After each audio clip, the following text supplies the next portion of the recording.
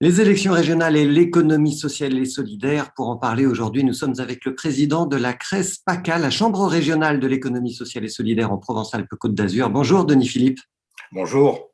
Merci d'être avec nous aujourd'hui. Dites-nous un petit peu comment ça se passe. C'est tendu là dans la région PACA en ce moment, à quelques courtes semaines des élections régionales. Dressez-nous un petit peu le paysage que vous en avez en tant que président de la CRES-PACA. Nous, on a une inquiétude. Je pense que l'économie sociale et solidaire est très attachée aux valeurs de la République. C'était d'ailleurs le sens de l'action que mène ESS France avec la République de l'ESS. Si on considère que nous sommes républicains avant tout, le risque qu'on ait dans la région Provence-Alpes-Côte d'Azur, l'arrivée du Rassemblement national ne peut pas nous enchanter. Est-ce que vous pouvez nous dire pourquoi? Parce que la situation en Provence-Alpes-Côte d'Azur n'est pas du tout la même que lors des dernières élections régionales en 2015. En 2015, on avait les candidats classiques des partis politiques classiques. Christophe Castaner, vous vous en souvenez, portait une liste socialiste. Il y avait des listes de droite, d'autres listes, et on était dans un schéma, je dirais, normal d'élections régionales. C'est la raison pour laquelle les acteurs de l'ESS n'avaient pas pris position au premier tour. Nous avions pris par contre une position au deuxième tour de front républicain pour faire barrage à Marion Maréchal Le Pen. La situation aujourd'hui dans notre région, on le sait bien, on va pas se mentir, le duel va être entre le Rassemblement national et la liste qui est conduite par le président sortant, Renaud Muselier.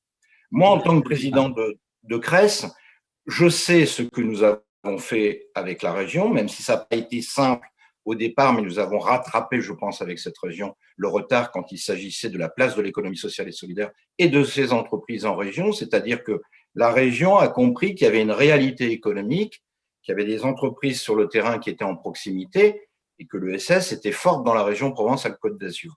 Je sais ce que nous avons engagé avec cette région. On l'a vu notamment pendant la période de la crise du Covid, où objectivement, il faut le dire, nous avons été associés à toutes les réunions avec les autres acteurs économiques. Et là, l'économie sociale et solidaire a été prise en compte et nous avons même créé avec cette région un fonds spécifique, le fonds Essor. Donc moi, mon inquiétude, elle est légitime, c'est de dire que si l'ESS, on défend les valeurs républicaines, je ne peux pas imaginer que demain, je sois en relation et l'interlocuteur du Rassemblement national. D'ailleurs, si ce que j'évoque ici devait malheureusement se produire, il y aurait immédiatement une réunion du conseil d'administration de la Chambre pour déterminer ce que nous faisons. Et moi, je proposerais à mon conseil d'administration de ne pas avoir de relation avec cette région. Je saisirai l'État, je trouverai de nouveaux partenariats, mais j'estime que l'économie sociale et solidaire ne peut pas rentrer en relation avec une région qui serait pilotée par le Rassemblement national. Parmi vos arguments, vous avez cité l'aide économique de la région aux acteurs de l'économie sociale et solidaire. Vous pensez qu'une région pilotée par le Rassemblement national n'aurait pas fait la même chose? Peut-être, et j'entends, il y aura certainement de la part des membres du conseil d'administration des administrateurs qui me diront mais la chambre régionale, sa vocation, c'est d'être en relation avec la région. La loi le dit, c'est vrai. La loi NOTRe est venue le confirmer, certainement. C'est un choix qu'il faudra faire.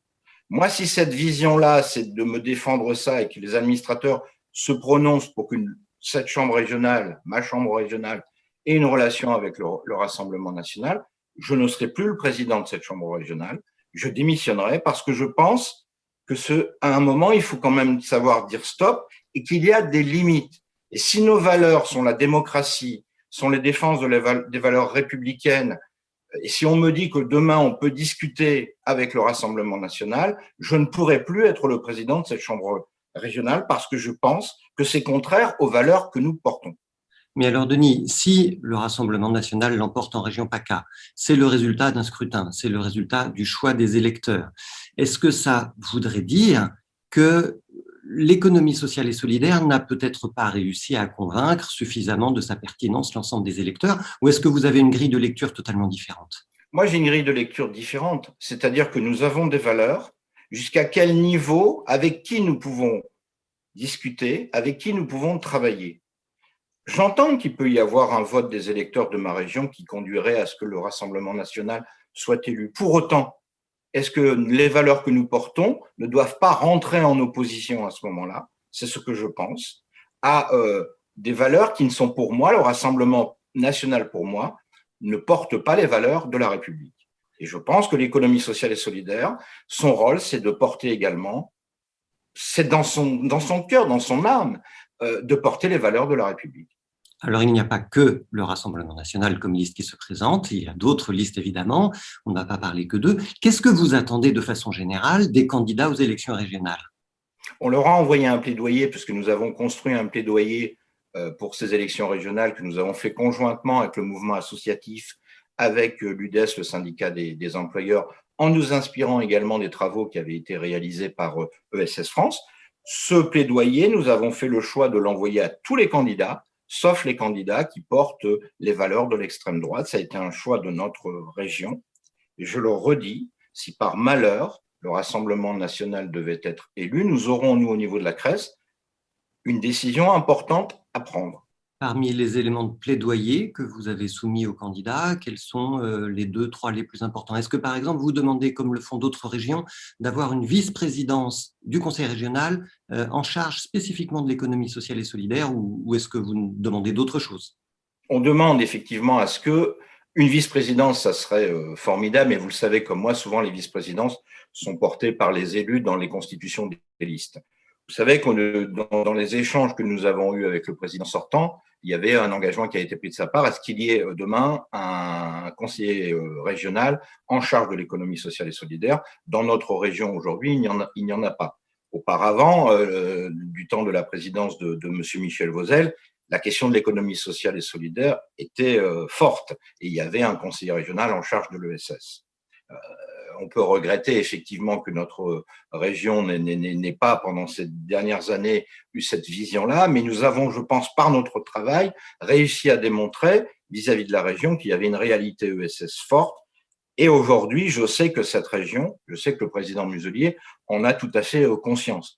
On ne peut pas se mentir, on sait très bien que le duel, il va se faire entre Muselier, président sortant, Thierry Mariani, candidat RN. Moi, je considère à ce moment-là que le choix est quand même assez vite fait et qu'il faut continuer de travailler avec un élu avec lequel je pense qu'il porte des valeurs républicaines. Et ensuite, je sais le travail qui a été engagé et je sais ce que nous pourrons poursuivre. Après, je suis d'accord avec vous, nous avons dans cette région beaucoup à faire pour faire reconnaître davantage et pour que la région vienne au soutien de façon beaucoup plus forte aux acteurs de l'économie sociale et solidaire. Mais là, nous serons dans le jeu normal d'une chambre régionale qui est en relation avec la région et qui va faire avancer les sujets qui la concernent et en représentation des acteurs de l'ESS. Mais je dois reconnaître qu'il y a eu une prise de conscience, même si elle est venue, et je peux le regretter tardivement, il y a bien une prise de conscience, que ces travaux puissent se poursuivre, tant mieux. Si c'était un autre candidat qui était en situation de pouvoir être élu, si j'étais le président de la chambre régionale de l'ESS de la région Occitanie et que Madame Carole Delga soit dans la même situation que Monsieur Renaud Muselier, ma position serait la même. C'est-à-dire, il y a des acteurs et des politiques, des représentants politiques avec lesquels je pense l'ESS peut travailler, peut discuter, et je considère, moi, qu'à un moment, il faut savoir dire stop, parce qu'il y a des gens avec qui, je pense, nous ne pouvons pas et nous ne devons pas discuter.